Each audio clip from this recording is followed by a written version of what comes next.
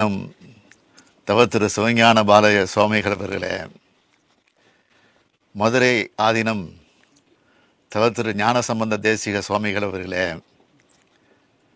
நாடாளுமன்ற உறுப்பினர் திரு சச்சிதானந்தம் அவர்களே, சட்டமன்ற உறுப்பினர் திரு செந்தில்குமார் அவர்களே, முதன்மைச் செயலாளர் டாக்டர் சந்திரமோகன் ஐஏஎஸ் அவர்களே, அரசு உயர் அலுவலர்களே, மாநாட்டில் கலந்து கொள்ள வருகை தந்துள்ள சான்றோர் பெருமக்களே, பத்திரிகை மற்றும் ஊடகத்துறையை சார்ந்த நண்பர்களே, உங்கள் அனைவருக்கும் எனது வணக்கத்தை தெரிவித்துக் கொள்ள விரும்புகிறேன். இந்து சமய அறநிலையத்துறை சார்பில் அனைத்துலக முத்தமிழ் முருகன் மாநாடு மிக சிறப்பாக ஏற்பாடு செய்யப்பட்டிருப்பதற்கு என்னுடைய வாழ்த்துக்கள். செயல்பாபுன்னு என்னால் அழைக்கப்படும் சேகர்பாபு அவர்கள் அறநிலையத்துறை அமைச்சராக வந்த பிறகு இந்த துறை மிக சிறப்பாக செயல்பட்டு வருதுன்னு எல்லோரோட பாராட்டுக்களையும் பெற்றிருக்கு. கோயிலை கவனிச்சுக்குங்கன்னு நான் அறநிலையத்துறையை அவர்கிட்ட கொடுத்தேன். ஆனால் கோயிலே குடியிருக்கிற ஒருத்தர் உங்களுக்கு அமைச்சராக கிடைச்சிருக்கிறார். நாள்தோறும் ஆன்மீக பெரியவர்கள் அறநிலையத்துறையையும் அமைச்சர் சேகர்பாபு அவர்களையும் பாராட்டிக்கிட்டு இருக்காங்க. இந்து சமய அறநிலையத்துறை சார்பில் ஏராளமான நிகழ்ச்சிகள் நடத்தப்படுது, திட்டங்கள் செயல்படுத்தப்படுது. நானும் பல நிகழ்ச்சிகளில் பங்கெடுத்திருக்கேன். அந்த வரிசையில் பழனியில் அனைத்துலக முத்தமிழ் முருகன் மாநாடு ஏற்பாடு செய்யப்பட்டிருக்கு. தலைவர் கலைஞர் ஆட்சி காலத்தில் நடந்த மக்கள் பணிகளை பார்த்து தவ திரு குன்றக்குடிகளாரும் திருமுருக கிருவானந்த வாரியாரும் பாராட்டினாங்க. இன்றைய ஆட்சியை நீங்கள் எல்லோரும் பாராட்டிக்கிட்டு இருக்கீங்க. அதோட அடையாளம்தான் பழனியில் நீங்கள் எல்லோரும் கூடியிருக்கிறது. அந்த வகையில் பக்தர்கள் உட்பட அனைவரும் விரும்பும் ஆட்சியாக கழக ஆட்சி நடைபெற்று வருது. இந்த மாநாடு ஏற்பாடு செய்யப்பட்ட உடனே அறநிலையத்துறை சார்பாக செய்யப்பட்டு வர பணிகளோட பட்டியலை தர சொல்லி அமைச்சர் சேகர்பாபு கிட்ட கேட்டேன்.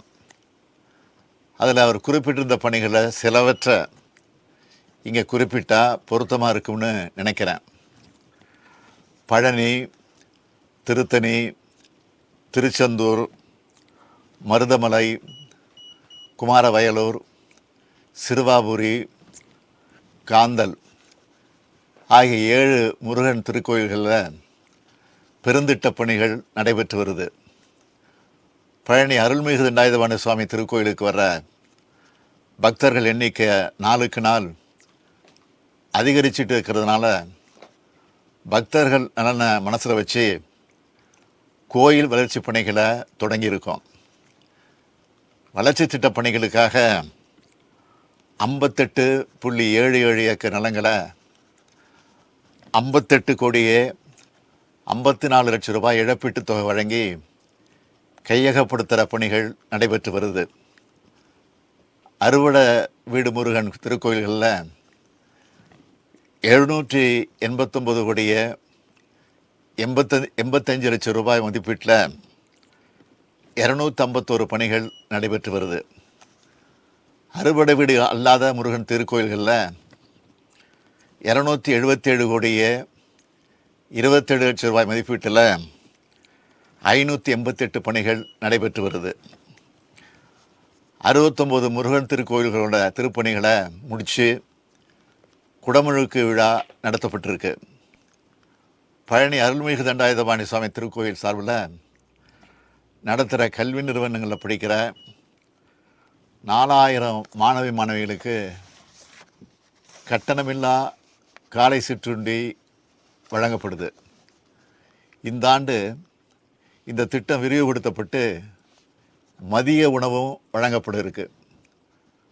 பழனி திருக்கோயிலுக்கு தைப்பூசம் மற்றும் பங்குனி உத்திரம் திருவிழாக்களுக்கு பாத யாத்திரை வர பக்தர்களுக்கு அன்னதானம் வழங்கப்பட்டு வருது. பழனி அருள்மிகு தண்டாயுதபாணி சுவாமி திருக்கோயிலில் பணிபுரிந்து ஓய்வு பெற்று துறை நிலையிலான ஓய்வூதியம் வாங்குகிற 258 ஓய்வூதியர்களுக்கு நபர் ஒருவருக்கு ஓய்வூதியம் 3000 ரூபாயின்னு வழங்கப்பட்டு வந்ததை 4000 ரூபாயாக உயர்த்தியும் 54 குடும்ப ஓய்வூதியர்களுக்கு 2000 ரூபாயை உயர்த்தியும் வழங்கிக்கிட்டு இருக்கோம். 2024 ஆண்டு அறுபடை வீடு ஆன்மீக சுற்றுப்பயணத்துக்கு 1000 பக்தர்கள் அழைத்து செல்லப்படுவாங்கன்னு அறிவிக்கப்பட்டதை தொடர்ந்து இது நாள் வரை 813 நபர்கள் பயனடைந்திருக்காங்க. எல்லா திருக்கோயில்களையும் பக்தர்களுக்கு கட்டணமில்லா முடி காணிக்கை செலுத்தும் திட்டம் செயல்படுத்தப்பட்டு வருது. மேலும் முடி காணிக்கை பணியாளர்களுக்கு மாதம் 5000 ரூபாய் ஊக்கத்தொகை வழங்கப்படுது. தவில், நாதஸ்வர கல்லூரி, அர்ச்சகர் மற்றும் வேத ஆகம பள்ளிகளில் படிக்கிற மாணவர்களுக்கு மாதந்தோறும் ஊக்கத்தொகையாக 3000 ரூபாய் வழங்கப்பட்டு வந்ததை 24/11/2023 முதல் 4000 ரூபாயாக உயர்த்தி வழங்கப்பட்டு வருது. பழனி அருள்மிகு தண்டாயுதபாணி சுவாமி திருக்கோயிலில் தினக்கூலி மற்றும் தொகுப்பூதிய அடிப்படையில் தொடர்ந்து 5 ஆண்டுகள் பணிபுரிந்த 13 பணியாளர்கள் பணி நிரந்தரம் செய்யப்பட்டிருக்காங்க. இந்த திருக்கோயிலில் பணிபுரிந்து பணிகாலத்தில் மறைவேதிய பணியாளர்களோட வாரிசுதாரர்கள் 8 நபர்களுக்கு கருணை அடிப்படையிலான பணி நியமன ஆணை வழங்கப்பட்டிருக்கு. இதுவரை திருக்கோயிலில் தினக்கூலி மற்றும் தொகுப்பூதியத்தில் பணிபுரிந்து வந்த 1298 பணியாளர்கள் பணி நிரந்தரம் செய்யப்பட்டிருக்காங்க. 111 பணியாளர்கள் கருணை அடிப்படையில் பணி நியமனம் செய்யப்பட்டிருக்காங்க. திருக்கோயில் பணியாளர்களுக்கு ஊக்கத்தொகை வழங்குதல், ஊக்கத்தொகை உயர்வு செய்தல், தினக்கூலி மற்றும் தொகுப்பூதியத்தில் பணிபுரிந்த 1298 பணியாளர்களுக்கு பணி நிரந்தரம் வழங்கப்பட்டுச்சு. ஓய்வூதியர்களுக்கு தொகை உயர்வும் வழங்கப்பட்டிருக்கு. இப்படி வரிசைப்படுத்திக்கிட்டே போகலாம். ஏதோ திடீர்னு பழனியில் மாநாடு நடத்தலை. இப்படிப்பட்ட பணிகள்லாம் செஞ்சுட்டு தான் பழனியில் இந்த மாநாட்டை இந்து சமய அறநிலையத்துறை நடத்துறது. ஒவ்வொருத்தருக்கும் ஒவ்வொரு விதமான நம்பிக்கைகள் இருக்கும். அதில் உயர்வு தாழ்வு இல்லை. அந்த நம்பிக்கைகளுக்கு திராவிட மாடல் அரசு எப்பவும் தடையாக இருந்தது இல்லை. அது மட்டுமல்ல, அனைவரது நம்பிக்கைக்கும் நன்மை செய்து தரக்கூடிய அரசாகவும் செயல்பட்டு வருது.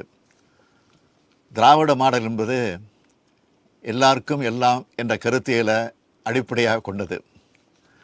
அனைத்து துறை வளர்ச்சி, அனைத்து சமூக வளர்ச்சி, அனைத்து மாவட்ட வளர்ச்சி என்று விளக்கிட்டு வரோம். அந்த வகையில் இந்து சமய அறநிலையத்துறையையும் மிக சிறப்பாக நடத்திட்டு வரோம். திராவிட முன்னேற்ற கழகத்தின் தாய் அமைப்பான நீதி கட்சி ஆட்சி காலத்தில் தான் பழுத்த ஆத்திகரான அன்றைய முதலமைச்சர் பனகல் அரசரால் இந்து சமய அறநிலைய பாதுகாப்பு சட்டம் நிறைவேற்றப்பட்டுச்சு. பண்பாட்டு சின்னங்களான கோயில்கள் முறையாக பாதுகாக்கப்படணும், முறையாக செயல்படணும் என்ற நோக்கத்தோடு அந்த சட்டம் கொண்டு வரப்பட்டுச்சு.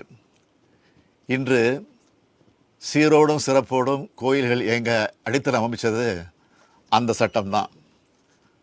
கடந்த 3 ஆண்டு காலத்தில் 1355 திருக்கோயில்களில் குடமுழுக்கு விழாக்கள் 3776 கோடி ரூபாயில் 8436 திருக்கோயில்களில் திருப்பணிகள், 50 கோடி ரூபாயில் கிராமப்புற ஆதிதிராவிடர் கோயில்களில் திருப்பணிகள் நடத்தியிருக்கோம்.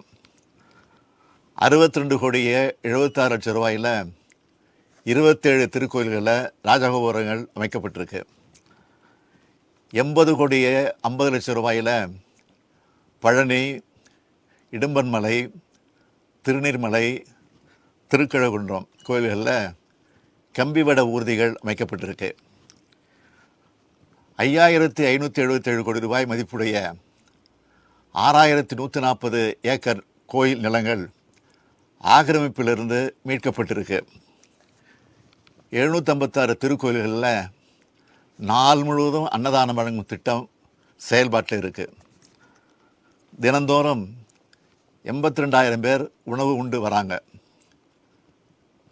கோயில் சொத்துக்கள், அந்த சொத்துக்கள் அளவிடும் பணி நடைபெற்று வருது.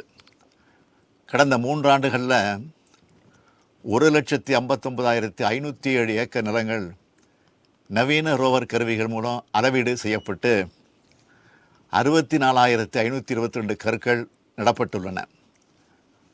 4,189 ஏக்கர் நிலம் மீண்டும் கோயில் பேரில் பட்டா செய்யப்பட்டிருக்கு. இப்போ நான் சொன்னதெல்லாம் மிகவும் குறைவு. நம்ம திராவிட மாடல் அரசோட சாதனைகளை இந்து சமய அறநிலையத்துறை மூலமாக ஒரு புத்தகமாகவே போடப்பட்டிருக்கு. அதில் இருக்க சிலவற்றை தான் நான் இப்போ சொல்லியிருக்கேன். அந்த புத்தகத்தை நீங்கள் எல்லோரும் வாங்கி படிக்கணும். நீங்கள் மட்டும் இல்லை, ஊடகத்துறையை சார்ந்த நண்பர்களும் இந்த சாதனைகளை மக்கள்கிட்ட கொண்டு சேர்க்கணும்னு கேட்டுக்கிறேன். அந்த சாதனைகளுக்கு மகுடம் வச்ச மாதிரி பழனியில் நடக்கிற இந்த அனைத்துலக முத்தமிழ் முருகன் மாநாடு இந்து சமய அறநிலையத்துறை வரலாற்றில் மட்டும் இல்லை, தமிழ்நாட்டு ஆன்மீக வரலாற்றிலேயே மிக சிறப்பான இடத்தை பெறும். நீதியரசர்கள், மகா சன்னிதானங்கள், ஆன்மீக பெரியவர்கள், சமய சொற்பொழிவாளர்கள், தமிழ் இலக்கிய அறிஞர்கள், புலவர்கள், பேராசிரியர்கள், பேச்சாளர்கள், இசைக்கலைஞர்கள், நாட்டிய கலைஞர்கள், பாடகர்கள்னு பல்துறை அறிஞர்கள் பழனியில் சங்கமிக்கிற இந்த மாநாட்டுக்கு என்னுடைய வாழ்த்துக்கள். ஆலய வழிபாடுகளில் தமிழ் மொழி முதன்மை பெறணும். திருக்கோயில் கருவறைக்குள் மனிதருக்கிடையே பாகுபாடு காட்டாத சமத்துவம் நிலவணும். அன்பால் உயிர்கள் ஒன்றாகும், அறத்தால் உலகம் நன்றாகும்.